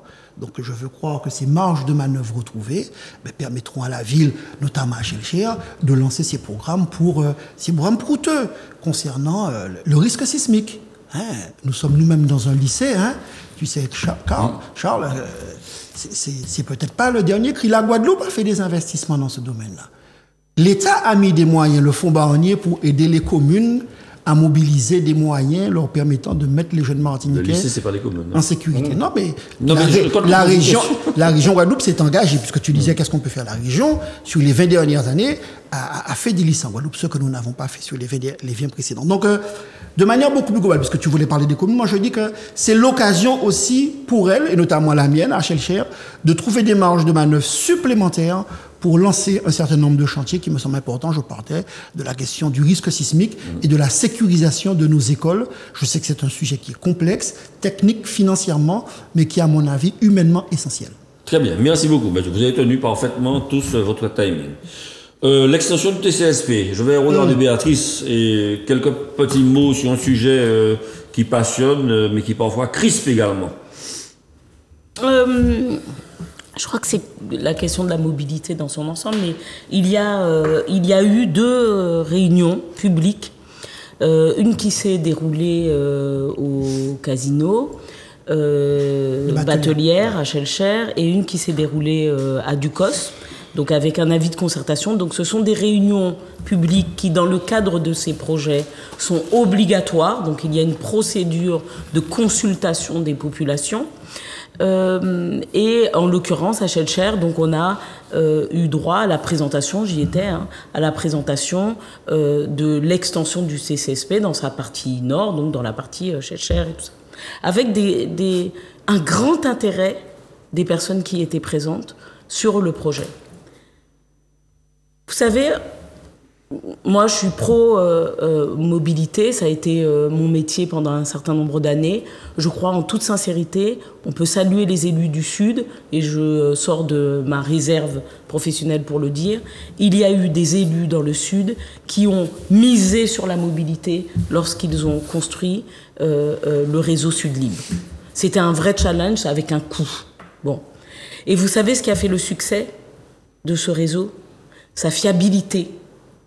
La fiabilité des horaires, le coût et l'amplitude de service. Et en fait, à force d'écouter les gens disent, mais attendez, en fait, vous êtes là, vous allez dépenser combien d'argent ? De l'argent que vous n'avez peut-être pas, par ailleurs. Mais nous, ce que l'on demande, vous savez que ça marcherait simplement si le service, déjà, qu'on a maintenant, là, était juste fiable. Si les bus passaient quand ils doivent passer. Je ne dis pas qu'on ne doit pas faire de grands projets. Mais on va venir chambouler la vie des gens, je vous le dis, avec cette extension, notamment sur Chelcher. Ça va chambouler beaucoup de choses. Pas de manière toujours très intelligente. C'est-à-dire que ce que l'on fait sur le papier, ce n'est pas obligatoirement la réalité. Quand moi j'entends, par exemple, qu'il va y avoir une voie de délestage qui va passer devant le séminaire collège, c'est-à-dire qu'on va faire passer le TCSP là, mais que les voitures vont devoir passer devant le séminaire collège, et que pour venir ici, que quand on est au moment de la sortie des écoles, accrochez-vous pour passer devant le séminaire collège. En tout cas, tout ça pour dire, moi, encore une fois, je ne peux que nous appeler à être meilleurs sur ce que nous faisons déjà. Et ça nous permettra de mieux nous projeter sur ce que nous avons à faire après. Très bien, merci. Béatrice, totalement d'accord avec toi. Effectivement, j'étais à cette réunion et j'étais extrêmement attentif. Aujourd'hui, sur la ligne 110, l'année s'est écoulée avec 200 jours sans bus. Donc, si on faisait en sorte qu'un quart de la population de Thierville-Enclos ait un bus, ça serait déjà un bon début. Donc, les choses s'améliorent, me dit-on, mais c'est quand même l'année que l'on a passée à Chelcher sur ces sujets-là, et je pense à ceux de la Démarche ou de la Colline qui n'ont pas été mieux servis. Maintenant, moi, j'ai fait une intervention dans l'espace que j'ai voulu vraiment sécuriser pour pas que ce soit perçu comme une sorte d'initiative d'un prétendu opposant qui viendrait identifier ce qui va, ce qui ne va pas. J'ai évacué d'ailleurs volontairement les questions techniques, mais je partage l'inquiétude de Béatrice quand j'entends dire que du côté d'Artesa, là où il y a le radar, on ferait 5 voies, là où il en existe déjà 4, avec un TCSP qui passera au milieu, ce qui ferait qu'on diminuait les voies dédiées aux voitures. Donc en physique, quand on diminue les voies d'une voiture, ça augmente la pression, ce qui veut dire qu'on augmente l'embouteillage. Donc j'ai quelques interrogations sur les approches, en tout cas les options techniques qui ont été retenues, mais beaucoup plus fondamentalement. Je prenais l'exemple ainsi en disant, la majorité qui t'a précédé avait fait le choix à fond laillé pour traiter l'un des sujets, de penser et imaginer un viaduc fait dans l'Assemblée, car je sais qu'il payera raconte ça. Tout ça parce qu'effectivement, dès l'école, il y en a à gauche, il y en a à droite, qui a fait qu'il y a un cisaillement et là, il y a un embouteillage régulièrement aux entrées et aux sorties de classe. Alors, plutôt que de dépenser près de 130 millions d'euros, il suffisait de déplacer une école, peut-être qu'on aurait déjà eu des améliorations. Mais il n'en demeure pas moins que cela a coûté près de 7 millions d'euros en concours d'architecte. Pour que la majorité qui suive, celle que tu appartiens, prenne une position que je partage, qui consistait à dire que ce projet n'avait pas de pertinence. Au-delà de l'anecdote, ce qui, moi, m'interpelle, et c'est ce que disait Karl, en créant l'autorité unique de transport, on s'est donné aussi la responsabilité, et le législateur nous en fait l'obligation, d'élaborer un plan de mobilité. Ça veut dire qui ça? Ça veut dire, est-ce qu'on peut prendre la main, est-ce qu'on peut prendre bicyclette, est-ce qu'on peut faire véhicule autopartage? Au-delà des questions d'infrastructure, quelle organisation validons-nous?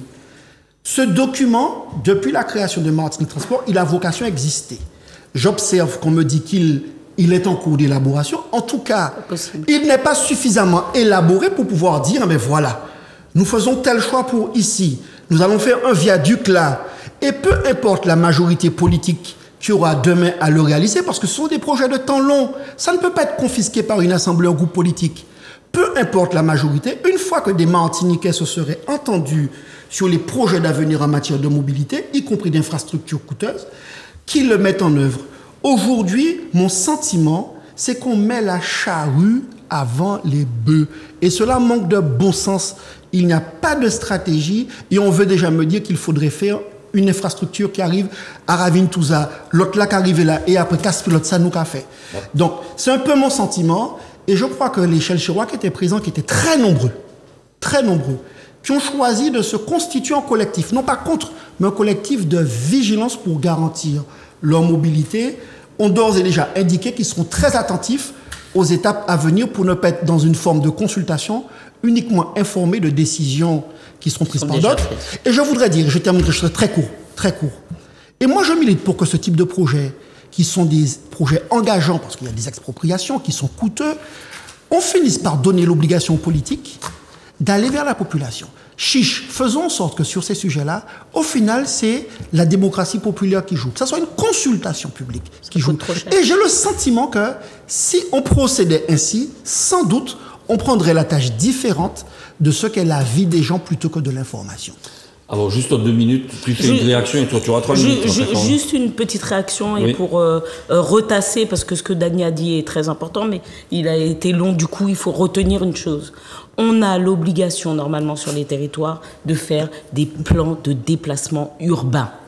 On va l'appeler plan de déplacement urbain martiniquais, parce qu'à l'époque, dans les communautés d'agglo, c'était une obligation.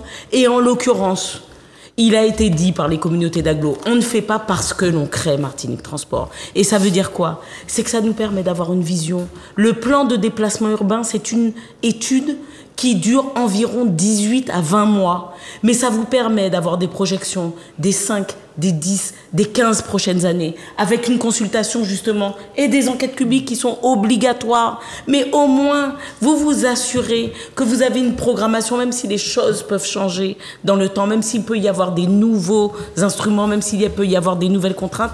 Mais c'est important. Planifier, on l'a dit, je pense que c'est finalement le mot de ce soir, la planification n'est pas des communistes, mais quand même les gars, c'est le minimum, on n'en a pas et on a l'impression qu'au final, chacun fait son petit coup. Karl, 3 minutes 30. Il y a quelqu'un ici qui croit que développer le transport collectif peut se faire sans limiter l'utilisation du véhicule individuel? Personne. Mais pourquoi on ne parle pas de ça? La contrainte. Pourquoi on ne parle pas de ça? Vous les mettez en péage, s'il vous plaît. nous n'avons pas de courage. On manque de graines. Nous pas de graines. Alors, développe. Mais écoute. Et pour les filles, c'est quoi? On s'écoute. C'est très simple. Dans tous les pays, on développe le transport collectif. On limite l'utilisation. Il y a des zones piétons, il y a des zones qui sont interdites aux voitures. Je ne sais pas s'il faut le faire, mais le problème se pose. Alors, évidemment, supposons qu'on dit les voitures n'arrivent pas plus loin que le Lamentin. Eh bien, à ce moment-là, les gens qui vont dans les hypermarchés qui sont à Fort-de-France, eh bien, ils vont en transport collectif. Tu veux cacher les sachets. Ça pas déshonorant. Ça déshonorant. Bon. Mais si on ne parle pas de ça, si on ne pose pas la question, parce qu'il faudra faire évoluer, il faudra que les mentalités évoluent. Tu ne peux pas demander aux gens, comme ça, le but en blanc, bon, ça nous va faire. Vous allez vous promener. On connaît l'attachement des Martiniquais à leur voiture, notamment les autres. À Titine. Bien. Donc, c'est des choses, mais c'est une question qui va se poser. On est sur une île ici. J'ai l'impression quelquefois qu'on est sur un continent. Mais non, on n'est pas sur un continent. Même si on veut être sur un continent, même si on rêve d'être sur un continent, c'est un rêve de singe, un rêve de macaque.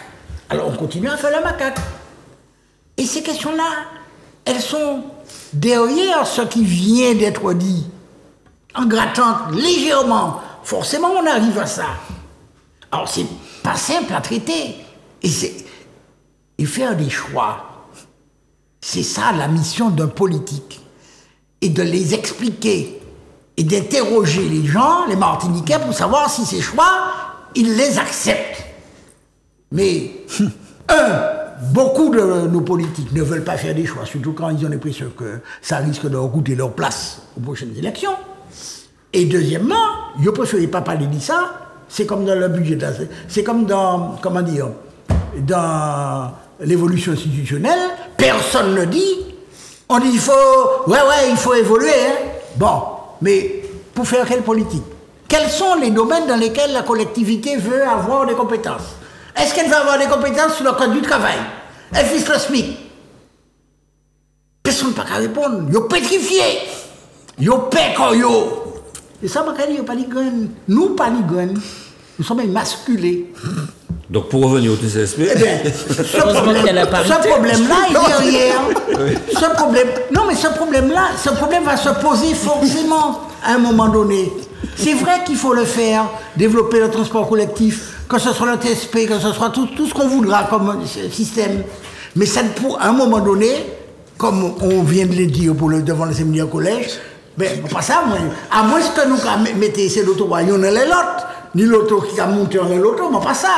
Mais à un moment donné, ça ne sera pas possible parce qu'on ne va pas casser partout, on ne va pas casser le séminaire collège ou les maisons d'habitation qui sont en face pour permettre aux voitures, aux TSP de passer. Très bien. Voilà. Merci beaucoup. Bon, eh bien, Fred, tu vas essayer de rester sur le TCSP, l'extension du TCSP, parce que j'ai l'impression que tous les sujets, que ce soit l'eau, que ce soit l'extension du TCSP, que ce soit les communes, j'ai l'impression que l'ombre du budget de la CTM plane au-dessus de nous, et que systématiquement ça revient. Planification. Alors, on revirer comme on dit nous trop. 3 minutes. Nous revirer descendre sur les communes. Oui, sur le TCSP. Oui, on va descendre sur les communes, tout à l'heure, vous dites moi. Monter tout. La ville de Sainte-Marie, c'est lui qui a reçu plus l'argent de l'État en dotation après Robert Cap-Nord. Mais ça m'a cadeau, ça a bien donné. Question nous avons demandé, c'est qui ça? Les élus municipaux qui ont fait et puis l'argent là, puisque Sainte-Marie nous nie quasiment le taux de taxe foncière sur le foncier bâti de la ville de Paris. On parle du TCSP. Oui, je ne parle pas au TCSP. Puisque je ne parle pas bien comprendre. Coucher ça. Parce qu'il y a un grand problème de mobilité. Il y a un grand problème de mobilité. Donc, vous mettez en l'impôt les Samaritains. Et puis là, il faut aller en tant que président de Cap-Mort à dans réunion Martinique Transport pour parler du TCSP. Ni deux ans, on va venir. Par moi qui dit ça, il va répondre ça qui circule sur les réseaux. Et on a dit. Ah, pas assez lui ou pas ou prend poste et pour pas aller siéger là où pour siéger. Il n'est pas là pour se défendre. Non, mais il est là, mais sauf qu'il défend quoi. Je dis des vérités, moi pas porter mépris à personne, moi pas ni diffamation, moi pas des faits qui publient qu'à tourner, mais puisque nous va parler. Donc il y a un problème de mobilité pour moi Sainte-Marie. Et pas pour bus là, il pas pas monter moi Sainte-Marie souvent. Où est la route là entre Trinité et Sainte-Marie? Où est l'état pour aller Marigot? Où est l'état la route le nord là? Donc personne ne peut pas ouais que n'y en bail pour faire ou qu'a fait CD15. Lorsqu'on sorti Saint-Joseph pour ou qu'a passer par Gomone et puis mon désespoir et Marigot. Là ni tombé ouvrage de l'eau qu'a passé Tipon qui en chien tenir problème mon Macquois après tenir problème mon Théodore. Tout le monde n'a pas connaître la route là ou pas trouver ni un bagaille pour faire là. Non, pas ni problème mais comme on donc on parle aux deux communes et du TCSP. TCSP, vous savez, toute maman a dit ça. En passant, mon ouais que Paolo sans vraiment Martinique, les autres comment il est capable de parler bien. Donc, donc ça m'a dit, c'est que nous d'accord, faut nous un plan mobilité. Soit pas nous pas ni plan mobilité, nous peut pas faire pièce de infrastructure. Et peut-être plan mobilité là, faut nous mettre au vote. Magado c'est ça qui démocratie a aussi. Peut-être m'a rêver. Donc faut que d'abord faire plan mobilité après on va dire soumettre la population. C'est bien qu'on va faire concertation, mais nous pouvons faire un vote en ligne aussi pour dire mais c'est ça, nous d'accord pour cette option. Ensuite ça m'a c'est que mon dans le budget diminution. Vous mettez 16 500 000 € pour l'année 2024 pour TCSP. Alors que je regarde un document que l'extension qui coûtait entre 600 et 600 millions d'euros. Donc nous là pour qu'il en est 2070. Donc ça m'a gardé c'est que le siècle prochain. Faut nous cohérents. Donc entre ça nous a écrit et ça nous a fait. Tout le temps là moi que ouais les chiffres là réels pour dire moi c'est parce que apparemment d'après ça m'en lit aussi les estimations pas définitives. Donc alors que montrez-moi les coûts ou que dis-moi surtout comment il y a financé puisque Marie-Jeanne te fait un grand erreur financière qui a coûté nous cher la Martinique, c'est les casser syndicats mixtes de transport. Quoi sous-prêter tout ça. Il vient réintégrer 84 millions d'euros, mais surtout, on a fini ça, il fait payer à peine 5 millions d'euros. Parce qu'il vient négocier d'être là. Il a demandé 2 300 000 et puis en plus, comme il dit qu'il n'a pas payé 26 m'a dit payer 2 200 000 € de pénalité de retard. Donc, ça veut dire que ça c'est un sujet fondamental, mais que nous pouvons mettre en débat qu'aille toutes les Martiniquais. Très bien. En tout cas, on voit bien que c'est un sujet qui passionne et qui n'est pas évident, effectivement. La proposition de réfléchir sur l'utilisation de la voiture n'est pas infondée, effectivement. Alors, le temps qui nous est imparti est achevé. Donc, 1 minute concernant le droit de grève dans les transports limité par le Sénat sur certaines périodes. Dany, tu as parlé de la M110 de Shelcher. Est-ce qu'on est en syndicratie par rapport au nombre peut-être un petit peu trop important de grèves, notamment dans le transport? C'est chauffé à il n'y a pas de climatisation. Donc, c'est pour ça que j'ai bus là à 8h, tu avais pas à 17h. Et pendant ce temps, tout le monde a attendu le bus Terville. Donc, plus sérieusement, plutôt que d'imaginer que la contrainte soit la bonne démarche, je pense que ce qui est important pour ma maman qui habite à Terville, c'est que quand on la lâche, elle n'est pas 3 km à faire pour savoir si elle prend ou pas sa voiture. Et donc, l'un des enjeux, c'est comment on fait son dernier kilomètre. Et pour ça, je pense qu'on peut, à côté des questions de grosses infrastructures, faire preuve d'imagination, parce que nous avons toutes les compétences là. On n'a pas dit ça. En matière de transport, nous avons toutes les compétences pour pouvoir faire en sorte que les choses avancent. Et puis surtout faire en sorte que notre jeunesse, les lycéens, les collégiens, les universitaires, qui sont des gros consommateurs de transport, parce que pourquoi ni l'argent pour acheter l'auto, ni le choix. Pour l'instant, ils subissent davantage. Donc, on fait ma petite parenthèse là. Encore une fois, sur la question du droit de grève, c'est un droit inaliénable. Mais, vous savez, faudrait que c'est un droit négocié. Nous pas ni l'habitude, en France, et sans doute plus encore ici, à rentrer dans des rapports de négociation qui ne sont pas des rapports de guerre. Donc je pense qu'il faut aller vers des postures et des pratiques qui soient beaucoup plus apaisées, mais sans doute faut-il aussi que les syndicats soient beaucoup plus représentatifs. Malheureusement, en France, le taux de syndicalisation, 5%. Il est à 5%. Alors quand 5% des salariés, au travers de leur représentation, il ne s'agit pas de les disqualifier, posent des positions qui sont censées parler de la corporation, on est face à une situation qui est un peu paradoxale. Donc, il faut vraiment qu'on se redonne de la légitimité. ce n'est pas une crise qui ne frappe que les syndicats, elle frappe les partis politiques. De moins en moins de gens se sentent à l'aise dans ce genre de choses-là, sans doute parce que ce type d'instrument-là permet aux gens de se reconnaître et d'exprimer leur ras-le-bol. Mais je pense qu'il faut aller vers le dialogue. Je suis un homme de consensus et de dialogue, et je pense que partout où on met le dialogue et le respect, nous serons en mesure de progresser. Merci beaucoup. 2 minutes pour tous, visiblement, on fera alors, 2 minutes. Droit de grève limité par le Sénat, on n'a pas encore eu la navette, du coup c'est une proposition du Sénat, votée largement, puisque le Sénat est... Je ne te questionne pas sur la proposition, je te questionne sur la philosophie. Non, mais la philosophie... moi, je suis par contre pour évidemment le dialogue social, ça je l'ai déjà dit, je suis pour le droit de grève, en plus il n'y a pas photo.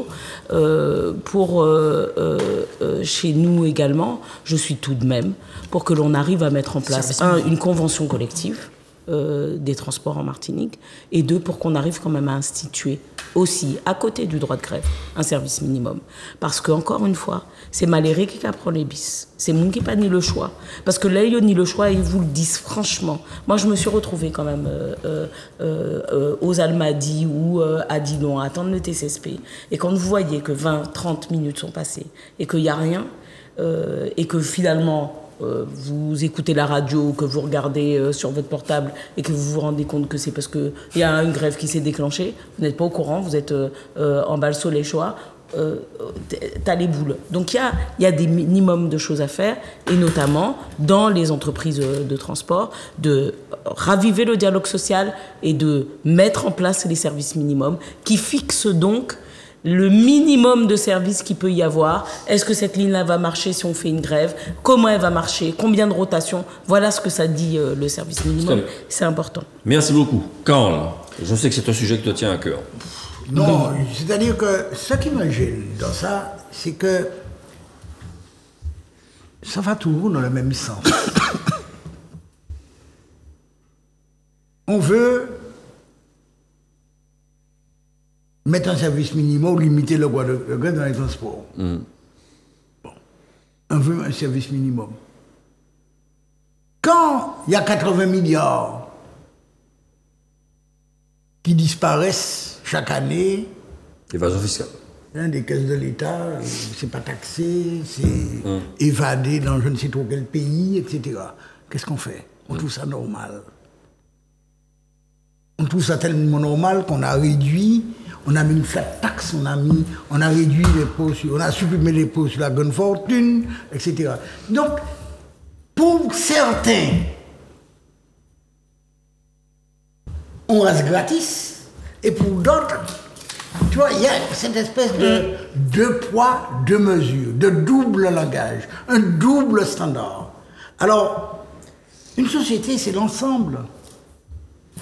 Moi, je suis pour l'impôt, hein. Je ne vais jamais dire qu'une commune met trop d'impôts.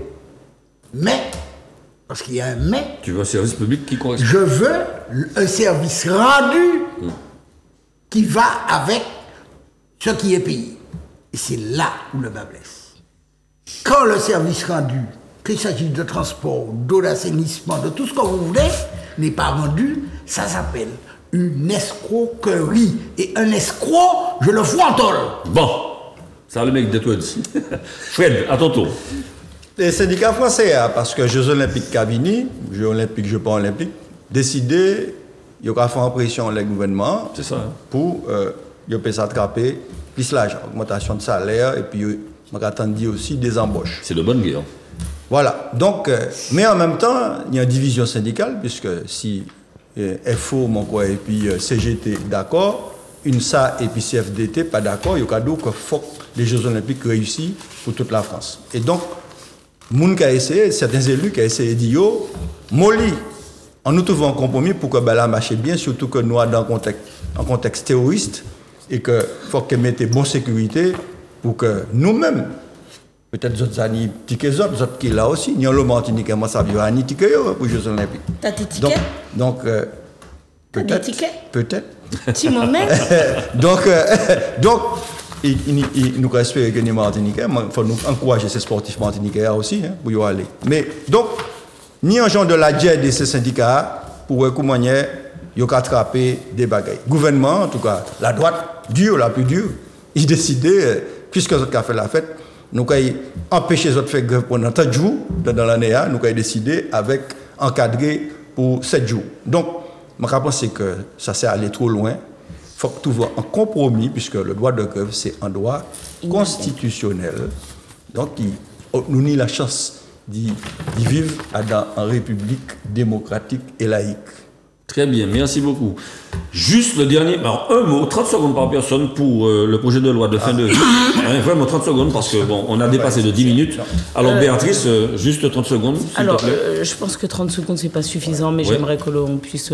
On en reparle la prochaine fois. Ouais, je pense que donc, mieux. Bon ben écoutez, on n'a pas le temps malheureusement et les sujets étaient très denses et la passion de certains chroniqueurs les a amenés hors délai, donc on sait qu'ils veulent vous renseigner le mieux possible. Donc le temps qui nous est imparti est achevé depuis 10 minutes. On s'excuse auprès de Grégory, on avait pourtant on s'était promis engagé à tenir le timing. C'est Dany. Ce n'est pas que Dany, ce n'est pas que Dany. Voilà, mais en tout cas, une excellente soirée à tous. Nous sommes très contents de vous avoir, éclairé sur les sujets qui étaient proposés par Manuela. Nous vous souhaitons d'ores et déjà un bon week-end et à la semaine prochaine sur le Zouk Télévision dans l'émission Le Kiosque. Bonne soirée à tous. Au revoir. Bye bye.